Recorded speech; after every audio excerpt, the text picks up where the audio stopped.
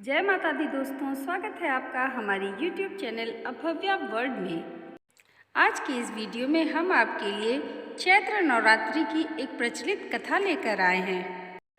एक नगर में एक ब्राह्मण रहता था। वह माँ भगवती दुर्गा का परम भक्त था। उसकी एक कन्या थी।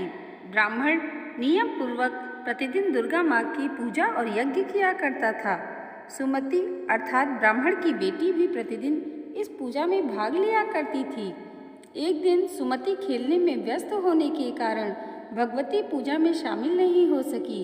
यह देख उसके पिता को क्रोध आ गया और क्रोधवश उसके पिता ने कहा कि वह उसका विवाह किसी दरिद्र और कोढ़ी से करेगा। पिता की बातें सुनकर बेटी को बड़ा दुख हुआ और उसने पिता के द्वारा क्रोध में कही गई बातों को सहर्ष स्वीकार कर लिया। कई बार प्रयास करने से भी भाग्य का लेखा नहीं बदलता है। अपनी बात के अनुसार उसके पिता ने अपनी कन्या का विवाह एक कोढ़ी के साथ कर दिया। सुमति अपने पति के साथ विवाह कर चली गई। उसके पति का घर न होने के कारण उसे वन में घास के आसन पर रात बड़े कष्ट में बितानी पड़ी। गरीब कन्या की यह दशा देखकर माता भगवती उसके द्वारा पिछले जन्म में की गई उसके पुण्य प्रभाव से प्रकट हुई और सुमति से बोली, हे कन्या, मैं तुम पर प्रसन्न हूँ। मैं तुम्हें कुछ देना चाहती हूँ। मांगो, क्या मांगती हो? इस पर सुमति ने उनसे पूछा कि आप मेरी किस बात पर प्रसन्न हैं?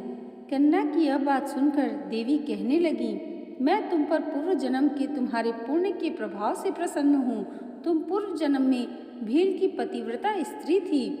एक दिन तुम्हारे पति भील द्वारा चोरी करने के कारण तुम दोनों को सिपाहियों ने पकड़ जेल खाने में कैद कर दिया था। उन लोगों ने तुम्हें और तुम्हारे पति को भोजन भी नहीं दिया था। इस प्रकार नवरात्र के दिनों में तुमने न तो कुछ खाया और न ही जल पिया, इसलिए 9 दिन तक नवरात्र व्रत का फल तुम्हें प्राप्त हुआ।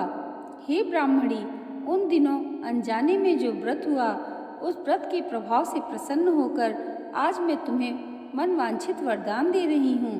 कन्या बोली कि अगर आप मुझ पर प्रसन्न हैं तो कृपा करके मेरे पति का कोढ़ दूर कर दीजिए। माता ने कन्या की इच्छा शीघ्र पूरी कर दी।